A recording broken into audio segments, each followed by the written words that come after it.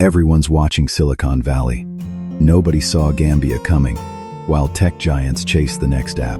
This West African nation is quietly revolutionizing something far more fundamental, turning trash into treasure. Fortis Invicta has cracked the code on agricultural waste, cashew shells, fruit peels, livestock byproducts. Everything that used to be burned or dumped is now feeding an integrated biorefinery. The result? High-value exports. Biochar, biogas, sustainable building materials, and premium dried foods flowing out of what was once considered waste. This isn't just environmental innovation, it's economic transformation. The zero-waste circular model is creating jobs for women and youth while delivering measurable returns for investors.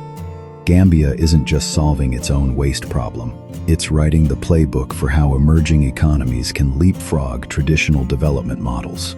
The revolution isn't happening where you expected, it's happening where it's needed most. This is the blueprint for a smarter, cleaner world. Visit www.fortisinvicta.com to learn more.